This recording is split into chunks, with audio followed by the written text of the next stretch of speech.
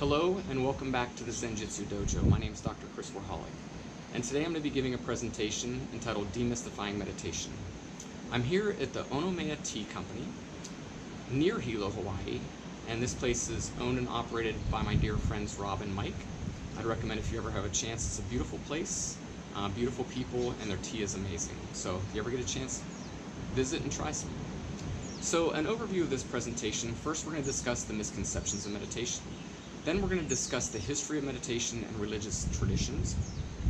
We'll then define meditation, and we will differentiate between meditation and mindfulness.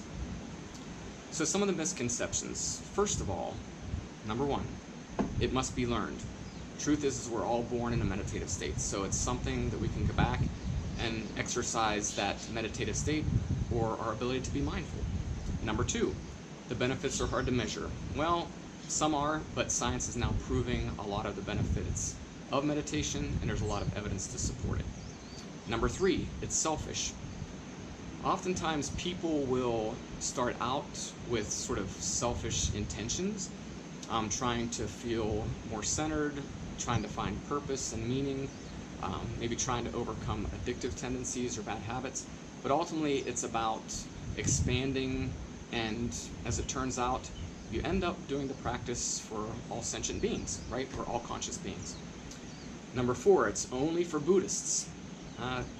No, because all religious traditions have some form of meditations, or all major world religions have some form of meditative practices. Number five, it's reserved for certain people. I would argue that everybody should meditate because the benefits are tremendous. Number six, it puts you in a trance. Trance-like states have been reported, but I would not ever rest in that if you ever went into a trance-like state. That's not the purpose or goal of meditation. Number seven, it's complicated. I would say that it's difficult, but not complicated.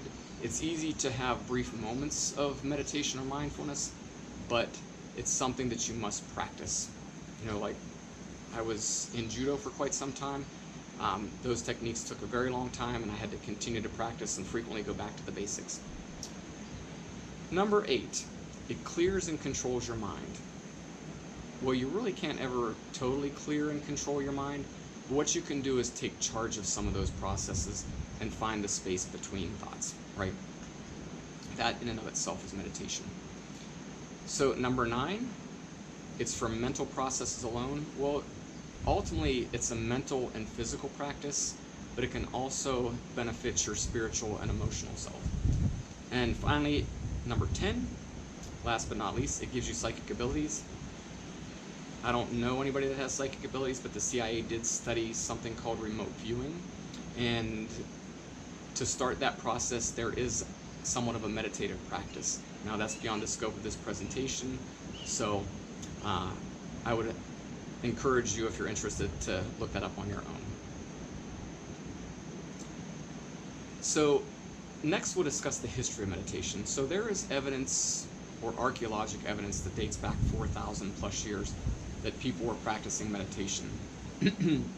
However, about 1500 BCE, we started seeing definitive evidence in the teaching in the Indian Vedas. 600 BCE, we saw it in Taoist China, in addition to Buddhist India. And then around 400 BCE in India, we saw the Yoga Sutras, and also the Bhagavad Gita, which is a scripture on yoga, meditation, and spirituality. In the 18th century, a lot of these texts were translated, and meditation moved to the West. In the 1900s, the Book of the Dead was translated, and we saw really meditation and mindfulness practices take off. Now, more recently, the late 1900s to the present, what we've seen is scientific exploration of the benefits, and also trying to correlate spirituality with science. And in a lot of instances, they're using the evidence discovered in medicine and science, and they're taking it even further and taking a look at quantum physics. In terms of religious traditions, all religious traditions have some form of meditative practice, or at least all of the major world religions. So in Judaism, there's something called the Kabbalah, and that's a meditative field of study. There's also something in Judaism called the Hibbity Dut. I hope I didn't slaughter that word. I do apologize. It's a meditative practice. In the Muslim faith, or in Islam, they have something called the Tafakkur, and I hope I'm pronouncing that one properly too. It's a contemplative or reflective practice on the universe. Also, Sufism, which is a little bit more mystical, has meditative practices. In Buddhism, we see the Zen traditions, the Tibetan Buddhism traditions, and the Theravadan traditions with meditative practices. And even Christianity uses the rosary, monastics meditate. There's also the adoration practice regarding Eucharist, which I know absolutely nothing about, but supposedly it's a meditative practice. So what is meditation? Let's define it. To define meditation is something very difficult to do, but we're going to make an attempt, and this is my definition. It's a mental and physical activity where one exercises or strengthens their ability to go beyond the thinker, bring awareness to an object of focus, intentionally maintain that focus, and rest in and fully experience the present moment. So we'll unpack that here in just a second, but let's discuss what an object is. An object could be anything: sensory input, a thought, a feeling, a koan, which is a problem or a question. It can also be something such as a physiologic process, such as the Buddha encouraged meditation on breathing. So we'll unpack that definition a little bit more completely. It's an activity, physical and mental, where we exercise and strengthen our ability to be mindful. That's an ability that we are born with. We go beyond the thinker, step back, we bring awareness to an object of focus and maintain that focus. We then rest in and fully experience the now. We move from left brain to right brain, really. So meditation versus mindfulness, it's important to differentiate the two. Once again, we're trying to take an experience and put words to it, so there's a lot of overlap between the two. But mindfulness, my definition is as follows. So it's a state in which our mind is fully aware of the present moment, cognitively, emotionally, spiritually, and physically. In addition, it can be sort of represented as a state of mind beyond thought, in which we're simultaneously aware of our body, mind, surrounding environment, and beyond, and sensing the interplay and connectedness between all of those. And finally, stepping back from and objectively observing the mind. So stepping beyond the thinker. Easiest way to think of it is mindfulness is a muscle, and meditation is a way to strengthen that muscle. So let's go back real quick and close the presentation with, or by being a baby. We were really born in a meditative, in the now, in the moment state.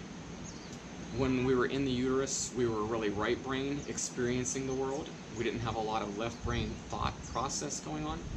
We came out of the uterus through the birth canal, and all of a sudden we're in a very hostile environment.